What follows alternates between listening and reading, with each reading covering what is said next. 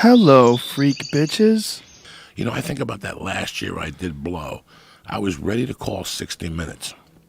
Like, I think of this state of mind right now. Like, I had already a pitch for 60 Minutes to explain to them that I had found the cure for cocaine.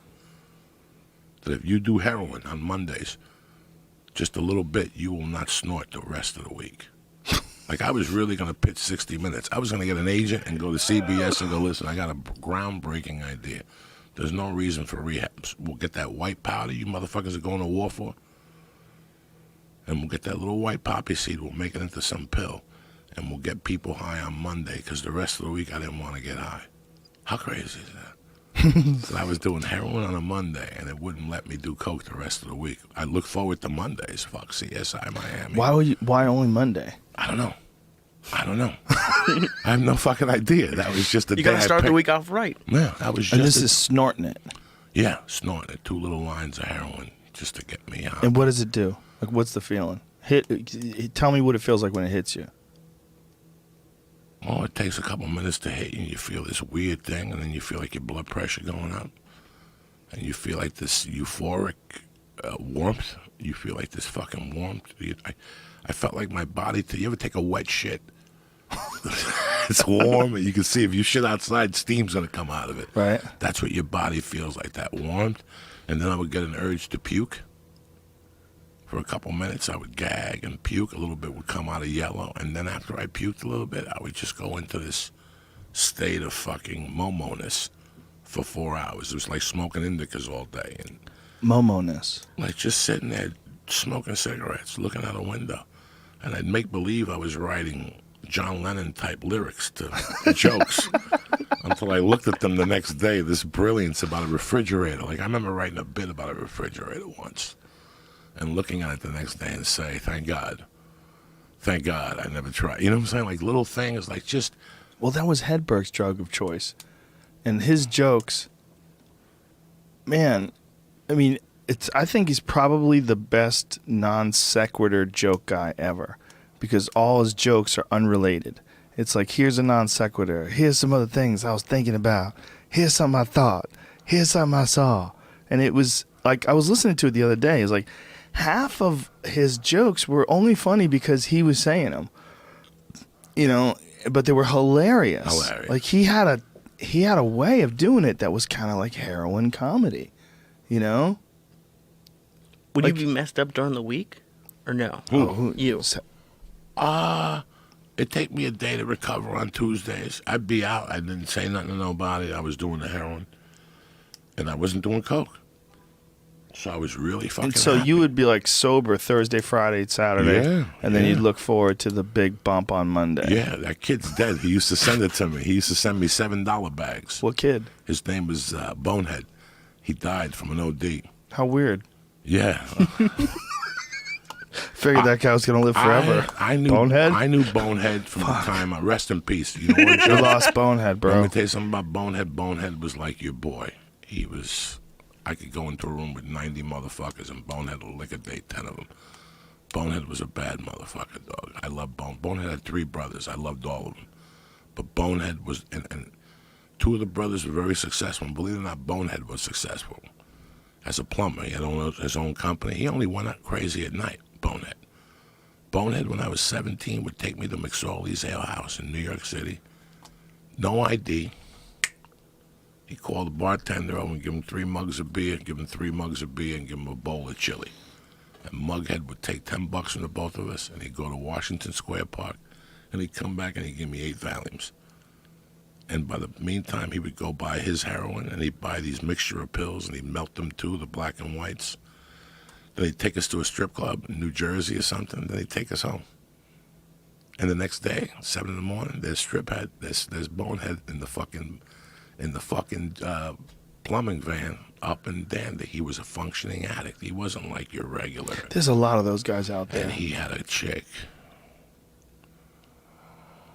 that was a 13. Really? She was half Asian, half Irish.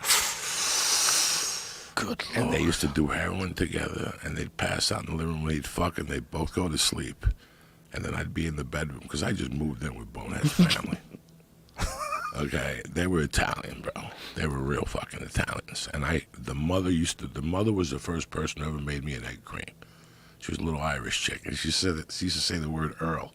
She couldn't say oil, and she was the bookkeeper for Union 52, whatever, the Teamsters, the Laborers Union. I was over there one day when I was 16. She goes, "You got a book? Nah, walk me to work tomorrow. Get you a book. You can start fucking being a hottie."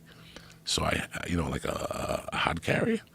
Like Hot carrier? Yeah, they're for brick masons. Oh, okay. So she goes, "I can get you with the Italians over by the brick masons," because she was from Hoboken. So she got me a book. I financed it. She got a loan shark to finance it. I love these people. If I'm thinking I don't like doing documentaries, but I need to do a documentary about this family because it's the rise and fall of an American family that I saw before my eyes. As a child, I went over there and ate with them. I hung out with all three brothers, by the way.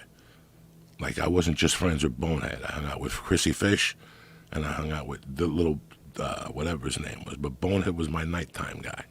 Bonehead used to take me into the murky waters of the underworld. He could get me guns and shit. Now, the medium brother was a drug dealer in the 80s, and he sold big times coke, and he used to buy jewelry, and he used to put them in a tackle box. So one night, me and the younger brother in the bed sleeping, Bonehead comes in to borrow money from us because he was going to the city to get heroin. And he goes, and I go, "Bonehead, I got to go to the bank. I don't have any money on me." He went into his brother's room, and instead of his brother was sleeping, the drug dealer, instead of just opening up the tackle box and taking $40 out, he took the whole tackle box. And it had $40,000 in cash and another $30 in jewelry. He went to the Bronx. These are the best times of my life. You want to talk about comrades? This is the best time of my life. This is your war stories? And you thought the house was haunted, and that was scary. No. This was not a haunted house at all. These people were decent Italian people. The dad was a longshoreman, and the mom was in charge of the Teamsters Union. And they hung out with Westies. They hung out with the mother was friends with this dude that was a whatever for the Westies, and he used to get me jobs. He would get me jobs, casing joints. When you have a summer job, he would tell me, "Come here. I want you to go in that warehouse. I'm going to give you 200, and they're going to give you 180. I want you to go in that warehouse and write down all the alarms and tell me where the safe is, who walks around the safe," and he would pay me money. This is a great house, dog. Old school Italian house, but back to Bonehead. Bonehead has the fishing tackle box. He's about to go upstairs to buy heroin and shoot it. He puts the tackle box in the garbage can in front of the building and puts a lid on it. When he's upstairs shooting heroin, the garbage men come. And they take the 40 large with the 30,000 in fucking jewelry. Do you understand me? I mean, this was nonstop. Another night, Bonehead came home high on heroin. And he decided to make French fries. So he put the pot out. Remember in the 80s, they had those pots. You could bring it home with the hot oil, and they would boil, and you could throw French fries. America went crazy over them. I forgot what they were. Crazy. Everybody was French fry machines. Everybody was making onion rings and shit.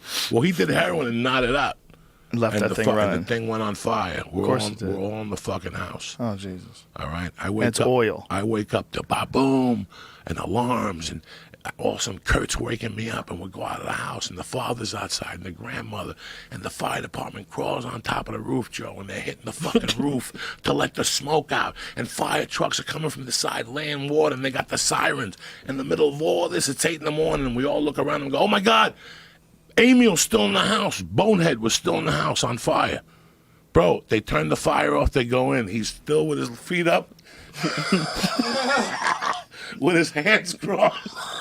Just heroined out of his mind. Watching TV like that happened. He slept through the fire? Oh my God, everything. When they woke him up, he goes, "Are my fries ready?" This is how crazy this family was.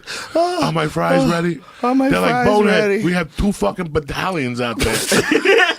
We got half of 9/11 out there. Oh, my God. And you're still fucking sleeping. Oh, my God. They burned the house down. Burned the fucking kitchen down and half the bedroom. They had to move into a hotel for 6 months. And they had a grandmother downstairs who was old school Italian, but she couldn't smell. So every time we smoked pot, we'd just go down there and blow smoke in her face. And grandma would pass out in a wheelchair, and that was the end of it. I mean, it didn't stop. It didn't stop. Jeez.